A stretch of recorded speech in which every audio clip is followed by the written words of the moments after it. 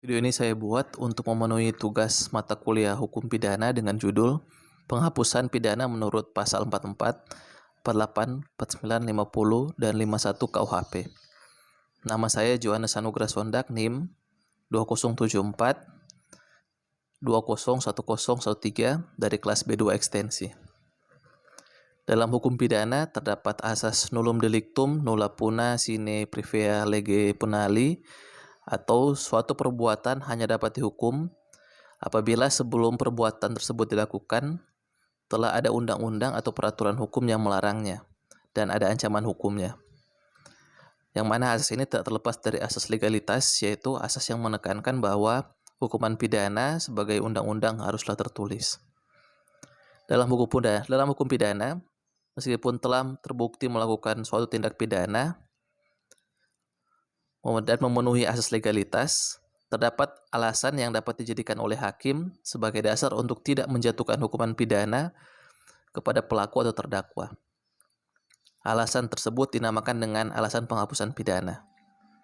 Alasan-alasan penghapusan pidana adalah alasan-alasan yang memungkinkan seseorang yang melakukan perbuatan yang sebenarnya telah memenuhi rumusan delik tetapi tidak dipidana. Berbeda halnya dengan alasan yang dapat menghapuskan penuntutan. Alasan penghapus pidana diputuskan oleh hakim dengan menyatakan bahwa sifat melawan hukumnya perbuatan tersebut dihapus karena adanya ketentuan undang-undang dan hukum yang membenarkan perbuatan atau yang memaafkan pembuat. MVT dari KUHP dalam penjelasannya mengenai alasan penghapusan pidana mengemukakan bahwa yang disebut alasan-alasan tidak dapat dipertanggungjawabkan seseorang atau alasan-alasan tidak dapat dipidananya seseorang terdiri dari dua alasan. Yang pertama, alasan tidak dapat dipertanggungjawabkannya seseorang yang terletak pada diri orang itu terbagi dua, yaitu yang pertama, pertumbuhan jiwa yang tidak sempurna atau terganggu karena sakit, yaitu berdasarkan pasal 44 KUHP. Sebagai contoh, seseorang yang memiliki gangguan kejiwaan kedapatan merusak fasilitas umum. Apabila berdasarkan keterangan saksi ahli atau bukti bahwa orang tersebut memiliki gangguan kejiwaan, maka orang tersebut tidak mempunyai kemampuan bertanggung jawab sehingga perbuatannya yang melanggar hukum tersebut dihapuskan. Yang kedua, umur yang masih muda. Mengenai umur yang masih muda ini di Indonesia dan juga di negeri Belanda sejak 1905 tidak lagi merupakan penghapusan pidana.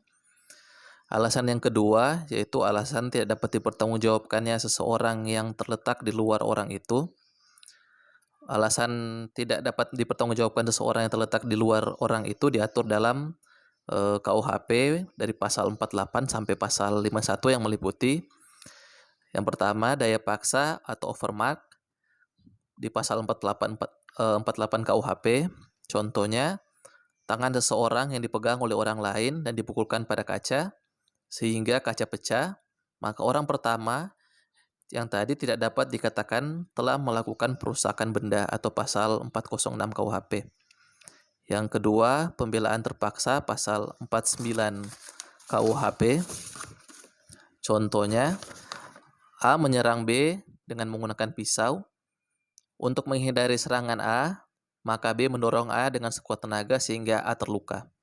Oleh karena perbuatan B untuk mempertahankan diri, maka tindakan pidana tersebut masuk dalam penghapusan tindak pidana. Yang ketiga, melaksanakan undang-undang di pasal 50 KUHP. Contohnya, Satpol PP yang melakukan penggusuran rumah berdasarkan perintah pengadilan, maka tindak tersebut bukan merupakan tindak pidana. Yang keempat, melaksanakan perintah jabatan, yaitu di pasal 51 KUHP. Contohnya, seorang letnan polisi diperintahkan kolonel untuk menangkap penjahat. Kolonel polisi tersebut berwenang untuk memerintahkannya, jadi dalam hal ini letnan polisi tersebut melaksanakan perintah jabatan yang sah. Sebagai penutup, saya sebagai mahasiswa Universitas Pembangunan Indonesia Manado mengajak kepada rekan-rekan calon mahasiswa yang baru untuk dapat bergabung dan berkuliah di Universitas Pembangunan Indonesia Manado. Sekian dan terima kasih.